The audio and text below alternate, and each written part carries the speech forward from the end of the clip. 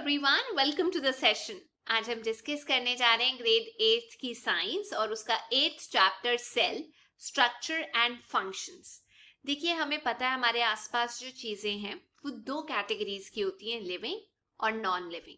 और जो living organisms हैं वो बहुत सारी एक्टिविटीज, बहुत सारे फंक्शंस कैरी आउट करते हैं अपनी बॉडी के अंदर, जैसे ग्रोथ एंड डेवलपमेंट, हिलना, मूवमेंट हो गई, न्यूट्रिशन हो गया, रेस्पिरेशन, सांस लेना, एक्सक्रीशन, बाहर निकालना वेस्ट, रिप्रोडक्शन, अपने जैसे और पैदा करना। तो ये जो सब चीजें की जाती है ये अलग अलग ऑर्गन्स के द्वारा की जाती है। और जो ऑर्गन्स हैं वो एक बेसिक यूनिट के बने होते हैं जिसे हम सेल बोलते हैं। सेल को आप कंपेयर कर सकते हो ईंटों के साथ, ब्रिक्स के साथ, जो चाहिए होती है बिल्डिंग बनाने के लिए। सेल्स जो हैं वो चाहिए होते हैं एक ऑर्गन बनाने के लिए, और ऑर्गन इकट्ठे होकर एक बॉडी बनाते हैं। अब टॉपिक ये आ जाता है कि डिस्कवरी किसने की थी सेल की। सेल को किसने डिस्कवर किया था? रॉबर्ट हुक ने 1665 के अंदर एक छोटा सा टुकड़ा स्लाइस लिया था कॉर्क का, और उसे एक सिंपल मैग्नीफाइंग डिवाइस के अंदर रख के स्टडी किया था। अब ये कॉर्क क्या होता है? ये ट्री का जो बार्क होता है ना, उसका एक हिस्सा होता है। तो उन्होंने एक छोटा सा स्लाइस लिया था कॉर्क का, उसे माइक्रोस्कोप के अंदर देखा था। उस टाइम पे सिंपल माइक्रोस्कोप होते थे, ज्यादा एडवांस्ड माइक्रोस्कोप नहीं होते थे। तो जब वो उस कॉर्क को स्टडी कर रहे थे तो उन्होंने नोटिस किया कि कॉर्क के अंदर जो ढांचे हैं वो पार्टीशन्ड बॉक्सेस हैं, जैसे कंपार्टमेंट्स होते हैं ना, वो उनको देखने को मिले। और एक बॉक्स दूसरे से अलग हुआ है। ये जो ढांचा था ये बिल्कुल हनी कॉम्ब जैसा लग रहा था, जैसे मधुमक्खी का छत्ता होता है। तो एक सेल दूसरे सेल से अलग हुआ था बाय अ पार्टीशन, या आप कह सकते हैं बाय अ वॉल। जैसे घरों में एक कमरा दूसरे कमरे से अलग हुआ होता है। तो जो हुक थे उन्होंने ऑब्जर्व किया था जिन सेल्स को, जिनको स्टडी किया था, वो एक्चुअली डेड सेल्स थे। अब जो लिविंग ऑर्गेनिजम्स के जो सेल्स होते हैं वो काफी लेट डिस्कवर हुए, काफी लेट उनकी स्टडी हुई, क्योंकि जब हमारे पास इंप्रूव्ड माइक्रोस्कोप आ गए तभी हम उसको पढ़ सकते थे। तो जब से रॉबर्ट हुक ने डिस्कवर किया था डेड सेल को, पता लगाया था, उसके ऑलमोस्ट 150 इयर्स तक हम ज्यादा तरक्की नहीं कर पाए थे। लेकिन अगर आप आज की बात कर रहे हो तो आपको पता है हमें सेल्स के बारे में कितनी नॉलेज है, उनके स्ट्रक्चर के बारे में, उनके फंक्शंस के बारे में, क्योंकि इसकी हमने स्टडी किया अंडर एडवांस्ड माइक्रोस्कोप। तो शुरू करते हैं सेल के बारे में डिस्कशन। जैसे ब्रिक्स, ईंटें चाहिए होती हैं बिल्डिंग, घर बनाने के लिए, वैसे ही लिविंग ऑर्गेनिजम्स जो हैं वो सेल्स के बने होते हैं, और सेल्स को बोला जाता है बेसिक स्ट्रक्चरल यूनिट। जो बिल्डिंग्स हैं वो ब्रिक्स की बनी होती है, हालांकि ब्रिक्स जो है अलग डिजाइन, शेप, साइज, कलर की हो सकती है। वैसे ही जो लिविंग वर्ल्ड के अंदर ऑर्गेनिजम्स हैं वो एक दूसरे से अलग होते हैं, लेकिन एक चीज जो कॉमन उनको बांध के रखती है वो ये है कि वो सब सेल्स के बने होते हैं। जो सेल्स हैं वो थोड़ा कॉम्प्लेक्स स्ट्रक्चर होते हैं एज कंपेयर टू ईंटें जिनका घर बनाया जाता है। अब एक बड़े सेल की बात की जाए, एक सेल की, तो उसका एग्जाम्पल है मुर्गी का अंडा, जो आप माइक्रोस्कोप की मदद के बिना आसानी से देख सकते हो।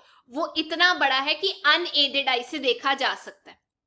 अब बात करते हैं ऑर्गेनिजम्स जो वैरायटी शो करते हैं सेल के नंबर में, शेप में, साइज में। अलग अलग नंबर होता है सेल्स का जो एक ऑर्गेनिज्म को बनाता है। क्या आपने कभी सोचा है कि साइंटिस्ट ने किस तरीके से ऑब्जर्व किया होगा, स्टडी किया होगा लिविंग सेल्स को? मुझे ये लगता है कि माइक्रोस्कोप्स के इस्तेमाल से साइंटिस्ट ने स्टडी किया होगा, मैग्नीफाई किया होगा ऑब्जेक्ट्स को। फिर ना डाई यूज की जाती है, स्टेन्स यूज किया जाता है अलग अलग पार्ट्स को रंगने के लिए सेल के, ताकि उसे डिटेल में स्टडी किया जा सके कि ये पार्ट किस काम आता है। सेल सिर्फ एक स्ट्रक्चर नहीं है, उसके अंदर बहुत सारी चीजें हैं। और एक living organism millions of cells का बना होता है जो अलग अलग शेप के होते हैं, अलग अलग साइज के होते हैं। तो हम ये कह सकते हैं कि जो लिविंग ऑर्गेनिजम्स हैं उनके जो ऑर्गन्स हैं वो वेरी करते हैं, शेप उनकी अलग होती है, साइज अलग होता है, नंबर ऑफ सेल्स भी अलग होते हैं उन ऑर्गन्स के अंदर। तो चलिए एक बार इनके बारे में पढ़ लेते हैं। सबसे पहला टॉपिक है नंबर ऑफ सेल्स। क्या आप सोच सकते हैं एक लंबा पेड़, एक बड़ा एनिमल आखिरकार कितने सेल्स का बना होगा? ये जो नंबर है ना ये बिलियंस और ट्रिलियंस में जाता है। आप ये कह सकते हैं ह्यूमन बॉडी जो है वो ट्रिलियंस ऑफ सेल्स की बनी होती है, जिसकी शेप, जिसका साइज अलग अलग होता है। ये जो ग्रुप ऑफ सेल्स हैं वो अलग अलग फंक्शन परफॉर्म करते हैं। कुछ सांस लेने में मदद करते हैं, कुछ बॉडी से वेस्ट एक्सक्रीट करने में मदद करते हैं, कुछ हाथ हिलाने में मदद करते हैं। बाय द वे, 1 बिलियन के अंदर 1000 मिलियन आता है और 1 ट्रिलियन के अंदर 1000 बिलियन आता है, तो आप नंबर सोच सकते हो। तो ये जो ऑर्गेनिजम्स हैं जो एक से ज्यादा सेल के बने होते हैं उन्हें मल्टी सेलुलर ऑर्गेनिज्म बोला जाता है। मल्टी का मतलब मैनी, सेलुलर का मतलब सेल। ये जो नंबर ऑफ सेल्स हैं ये कम होते हैं अगर छोटा ऑर्गेनिज्म है, बट इसका मतलब ये नहीं है कि वो कम काम करेंगे, फंक्शन वो वही करते हैं जो बड़ों में करते हैं, पर नंबर कम होता है। आप सरप्राइज होंगे ये जान के कि जो ऑर्गेनिजम्स हैं जिनके पास बिलियंस में नंबर है सेल्स का, वो एक सिंगल सेल से बनने शुरू हुए थे। मतलब हम भी एक सिंगल सेल से बनने शुरू हुए थे। जब ये सिंगल सेल जो है फर्टिलाइज एग की शेप ले लेता है, उसके बाद ही अपने आप को मल्टीप्लाई करने लग जाता है और ज्यादा नंबर इंक्रीज करने लग जाता है। तो आज की डेट में जो हम इतने सारे सेल्स के बनी हुई हमारी बॉडी है, हमारी शुरुआत भी एक सिंगल सेल से हुई थी। आप देख सकते हैं यहाँ पर एमीबा हो गया, पैरामीशियम हो गया, ये सिंगल सेल के ऑर्गेनिजम्स हैं। कहने का मतलब सिंगल, यूनिसेलुलर, यूनि मतलब वन, सेलुलर मतलब सेल, यूनिसेलुलर या सिंगल सेल्ड ऑर्गेनिजम्स भी अलग अलग फंक्शंस परफॉर्म करते हैं, बिल्कुल वैसे जैसे मल्टी सेलुलर ऑर्गेनिजम्स परफॉर्म करते हैं।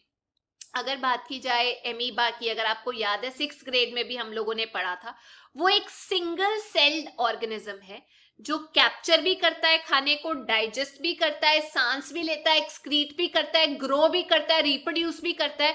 बिल्कुल वैसे फंक्शंस हैं इन सेल्स के जैसे मल्टी सेलुलर ऑर्गेनिजम्स के अंदर होते हैं।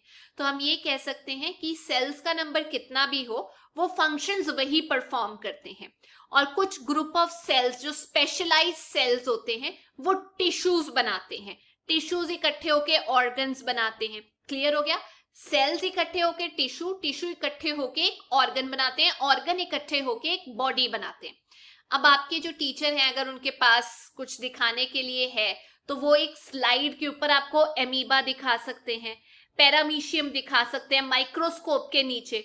तो आप चाहे तो खड़ा हुआ जो पानी होता है ना पॉन्ड का, वहां से कुछ उठा के लेकर आ सकते हैं पानी और उनको स्लाइड्स के अंडर स्टडी कर सकते हैं। अब डिस्कस करते हैं कि ये जो सेल्स हैं इनकी शेप कैसी होती है। अगर आप एमीबा की शेप देखोगे तो इसका जो शेप है कोई फिक्स नहीं होता, अलग अलग शेप में ये अपने आप को कर लेता है, हर टाइम टू टाइम चेंज करता रहता है शेप।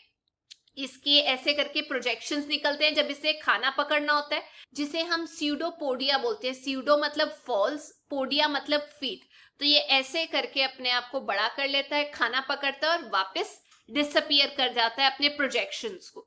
तो क्या एडवांटेज है एमीबा का इस शेप से जो वो चेंज करता रहता है अपनी शेप?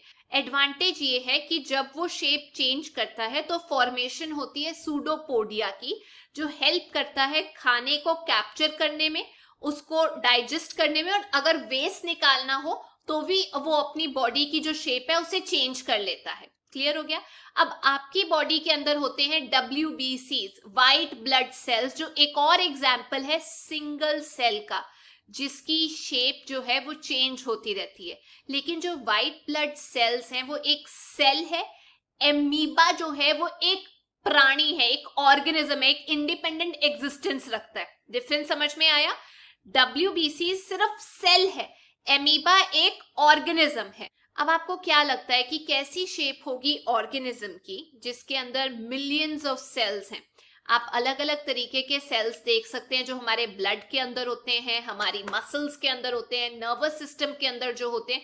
इनकी शेप ना वैसी होती है कि ये कैसा काम कर रहे हैं। जनरली जो सेल्स होते हैं वो राउंड होते हैं, स्फेरिकल होते हैं, इलोंगेटेड होते हैं।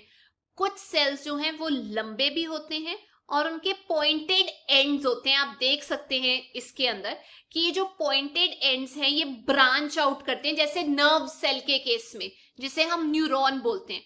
वो ऐसे पॉइंटेड क्यों है? क्योंकि वो फटाफट मैसेज रिसीव करते हैं कहीं से और फटाफट उन्हीं एक्सटेंडेड ब्रांचेस से उस मैसेज को ट्रांसफर करते हैं और एक्ट करते हैं। ये सारा कंट्रोल एंड कोऑर्डिनेट करते हैं हमारे डिफरेंट बॉडी पार्ट्स को। तो अब समझ में आ गया कि किस ऑर्गन के अंदर किस तरीके के सेल्स होते हैं और उनकी शेप किस पे डिपेंडेंट होती है। अब ये जो सेल्स हैं ये बेसिकली इनक्लोज्ड होते हैं, बंधे हुए होते हैं एक मेम्ब्रेन के अंदर। ये मेम्ब्रेन इन सेल्स को एक शेप प्रोवाइड करती है, इसे हम सेल मेम्ब्रेन बोलते हैं, बाहर की जो मेम्ब्रेन होती है। डिफरेंस इतना है कि कुछ सेल्स के अंदर सेल वॉल भी होती है, वो सिर्फ प्लांट्स के अंदर होती है। याद रखना, वो बेचारे खड़े रहते हैं ना एक जगह, तो सेल मेम्ब्रेन के अलावा उनके पास बाहर की साइड सेल वॉल भी होती है। एनिमल्स के केस में ऐसा नहीं है। तो ये जो सेल वॉल होती है, दीवार, याद रखना, वो उसको रिजिड शेप दे देती है सेल्स को। जो बैक्टीरिया के सेल्स हैं उनके पास भी सेल वॉल होती है, जानवरों के पास नहीं होती लेकिन बैक्टीरिया के केस में है। अब डिस्कस करते हैं साइज कैसा होता है सेल्स का।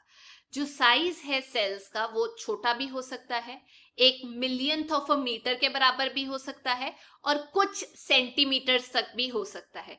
ज्यादातर जो सेल्स होते हैं वो माइक्रोस्कोपिक होते हैं, छोटे साइज के होते हैं, और जनरली हम आम अपनी आंखों से नहीं देख सकते, उनको हम माइक्रोस्कोप के नीचे ही देख सकते हैं। अब जो स्मॉलेस्ट सेल है उसका साइज है 0.1 टू 0.5 माइक्रोमीटर।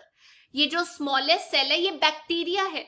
लार्जेस्ट सेल जो है वो 117 टू 130 मिलीमीटर है, जो कि है एग ऑफ एन ऑस्ट्रिच, इतना बड़ा है। अब एक एक्टिविटी दी है बुक के अंदर। आप ये सोचो कि आप मुर्गी का अंडा बॉईल करते हो, तो आप उसका बाहर का शेल रिमूव कर देते हो। जब आप बाहर का शेल रिमूव करते हो, जो अंडे खाते हैं उनको पता होगा कि जो व्हाइट मटेरियल होता है, येलो पार्ट को जो कवर करता है, उसे हम एल्ब्यूमिन बोलते हैं। और वो जब आप बॉईल करते हो वो थोड़ा सॉलिड फॉर्म में आ जाता है। जो अंदर का येलो पार्ट होता है, वाई से येलो, वाई से योक, याद करना, वो भी एक पार्ट है सिंगल सेल का, क्योंकि मैंने आपको बताया हेन का जो एग है वो सिंगल सेल है। अब आप सोचोगे कि मैम जो सेल्स है एलिफेंट के, क्या वो बड़े होते हैं रैट के सेल से? सबसे पहली बात मैं यहाँ क्लियर करना चाहती हूँ कि जो साइज है सेल का उसका कोई लेना देना नहीं है प्राणी, जानवर कितना बड़ा या कितना छोटा है, प्लांट, ट्रीज कितने बड़े या कितने छोटे हैं। अगर हम ये सोच रहे हैं कि यार एलिफेंट का सेल बड़ा होगा, नहीं, ये जो साइज है सेल का ये डिपेंड करता है कि वो किस तरीके का काम करता है। अब क्लियर होगी बात? तो जरूरी नहीं है बड़े जानवर का जो साइज है वो बड़ा ही होगा, इट ऑल डिपेंड्स कि वो क्या काम कर रहा है। अब डिस्कस करते हैं सेल का स्ट्रक्चर और उसका फंक्शन। आपने अभी तक ये समझ लिया है कि जो लिविंग ऑर्गेनिजम्स हैं उनके अंदर अलग अलग ऑर्गन्स होते हैं जिनके बारे में हमने पढ़ा था। अब कुछ ऑर्गन्स इकट्ठे मिलके जैसे रेस्पिरेटरी सिस्टम बनाते हैं, वैसे ही डाइजेस्टिव सिस्टम बनाते हैं। अब जो हमारे पास डाइजेस्टिव सिस्टम बनाने वाले ऑर्गन्स हैं वो क्या क्या काम करेंगे? खाने को डाइजेस्ट करना, एसिमिलेट करना, डिफरेंट पार्ट्स तक पहुंचाना, डिफरेंट पार्ट्स तक जब पहुंच जाए तो वो एब्जॉर्ब हो जाए, तो इसके लिए आपको डिफरेंट ऑर्गन्स की जरूरत होगी। वैसे ही प्लांट्स के अंदर कुछ ऑर्गन्स होंगे जो खाना बनाते हैं, कुछ होंगे जो रूट से ट्रांसफर करते हैं खाने को या फिर पानी को। जैसे रूट्स हैं वो पानी को क्या करती हैं? एब्जॉर्ब करती हैं, मिनरल्स को एब्जॉर्ब करती हैं, तो उसमें उस तरीके के सेल्स होंगे। लीव्स खाना बनाती हैं, उसमें उस तरीके के सेल्स होंगे। तो मैंने आपको ये बताना था दोबारा से कि हर ऑर्गन जो है वो छोटे पार्ट्स का बना होता है। जैसे हमने डिस्कस किया टिश्यूज का, टिश्यू बने होते हैं सेल्स के। ग्रुप ऑफ टिश्यूज जो हैं वो एक ऑर्गन बनाते हैं, और एक टिश्यू बना होता है सिमिलर टाइप के सेल्स के जो एक पर्टिकुलर फंक्शन परफॉर्म करते हैं। तो जो बच्चे हैं जो ये पढ़ रहे थे उनको रियलाइज हुआ कि ऑर्गन, टिश्यू और सेल्स आपस में कैसे रिलेटेड है। सेल बेसिक स्ट्रक्चरल यूनिट है, उसके बाद हमारे पास टिश्यू बनते हैं, फिर हमारे पास ऑर्गन्स बनते हैं, फिर सिस्टम बनता है और फिर ह्यूमन बॉडी बनती है। क्लियर? चलिए अब डिस्कस कर लेते हैं पार्ट्स ऑफ सेल। सेल के अंदर कौन कौन से पार्ट्स हैं? जैसे हमने डिस्कस किया सेल मेम्ब्रेन, ये एक बेसिक कंपोनेंट है सेल का। सेल की मेम्ब्रेन बाहर का एरिया, उसके अंदर जो होता है उसे हम साइटोप्लाज्म बोलते हैं, और बीच में एक चीज होती है जिसे हम न्यूक्लियस बोलते हैं। आप डायग्राम में देख सकते हो। साइटोप्लाज्म और जो न्यूक्लियस है वो एक मेम्ब्रेन से एनक्लोज होता है जिसे हम सेल मेम्ब्रेन भी बोलते हैं और उसी को हम प्लाज्मा मेम्ब्रेन भी बोलते हैं। तो ये जो मेम्ब्रेन है ये एक सेल को दूसरे सेल से सेपरेट करके रखती है, इवन सराउंडिंग मीडियम से उसको सेपरेट करके रखती है। लेकिन ये जो मेम्ब्रेन होती है जिसे पी से प्लाज्मा बोलते हैं, प्लाज्मा मेम्ब्रेन, वो पोरस होती है, मतलब वो अलाउ करती है कि चीजें उसके अंदर बाहर जा सके, इनवर्ड आउटवर्ड मूवमेंट हो सके। आप अगर डिटेल में इसे पढ़ना चाहते हैं तो अनियन का एक छोटा सा हिस्सा ले लीजिए, अनियन बल्ब का एक छोटा सा पार्ट ले लीजिए, जो उसके पील्स होते हैं उसमें से ले लीजिए, और थिन अनियन पील को बैठ के स्टडी कीजिए, एक ग्लास स्लाइड पे रख के थोड़ा पानी डाल के। आप उसकी अलग अलग चीजें स्टडी कर सकते हो, उसको ब्लेड यूज कर सकते हो उसके अंदर, और साथ ही साथ ना उसको ऊपर से कवर कर देना एक कवरिंग स्लिप के साथ। अगर आप यूज करना चाहो उसके अंदर डाई, वो भी यूज कर सकते हो अलग अलग पार्ट्स को स्टडी करने के लिए। लेकिन उस प्लेट के ऊपर जब दूसरी प्लेट आप रखोगे, जब आप स्टडी कर रहे होगे, तो मेक श्योर बीच में कोई एयर बबल्स ना हो। जब आप ये करोगे तो आप देखोगे कि बाउंड्री जो है अनियन के सेल की वो बनी हुई है सेल मेम्ब्रेन की, और उसके बाहर एक और थिक कवरिंग है जिसे हम बोलते हैं सेल वॉल।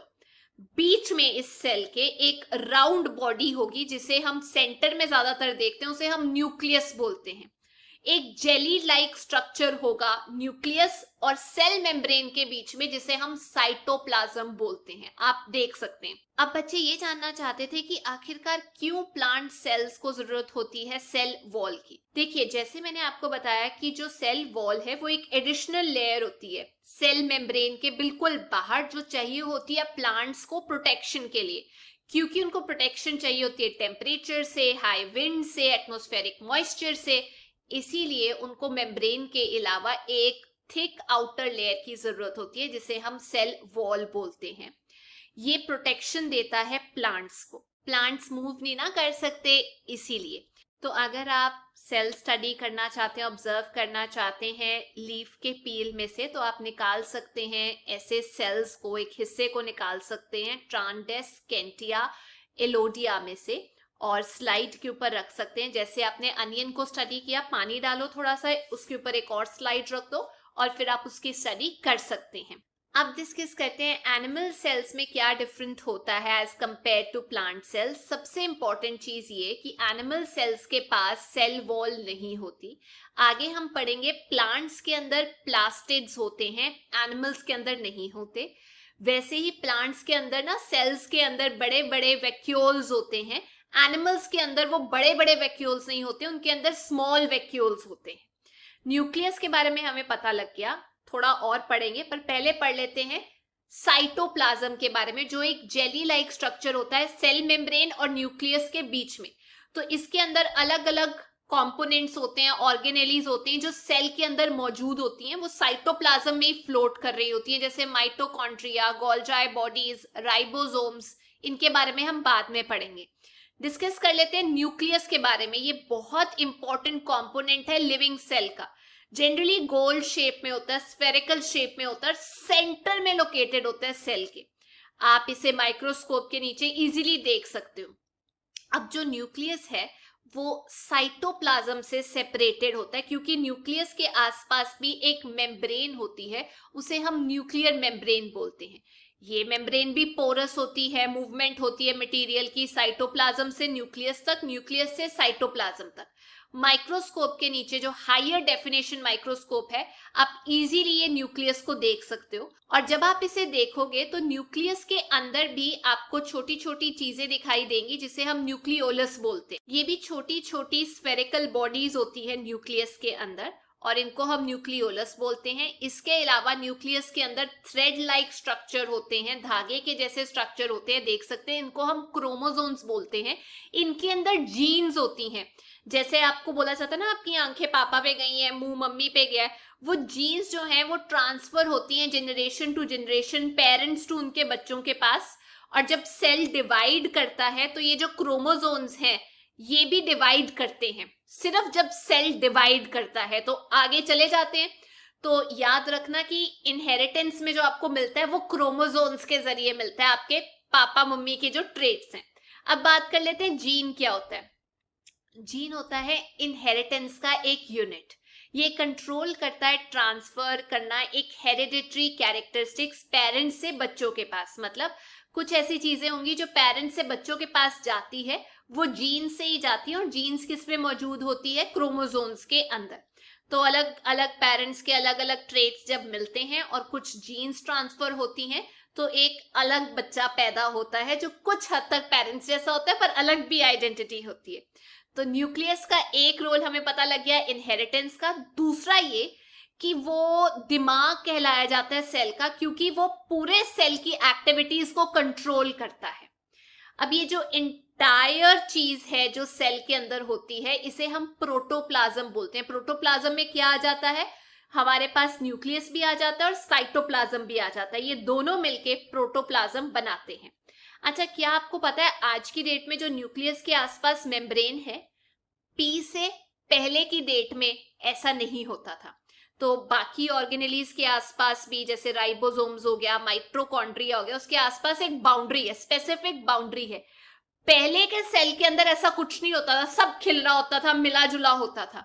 तो पी से पहला, पी से प्रोकैरियोटिक सेल्स, प्रो का मतलब होता है प्रिमिटिव और कैरियन का मतलब होता है न्यूक्लियस। तो पहले जैसे बैक्टीरिया हो गया, आज की डेट में ब्लू ग्रीन एल्गे हो गया, इसके अंदर जो न्यूक्लियर मटेरियल है जो सेल के अंदर समान है, वो स्पेशल मेम्ब्रेन में नहीं बंद हुआ। लेकिन अगर आप आज की डेट के सेल को स्टडी करते हो, उसे हम यूकैरियोटिक सेल बोलते हैं। EUKARYOTIC।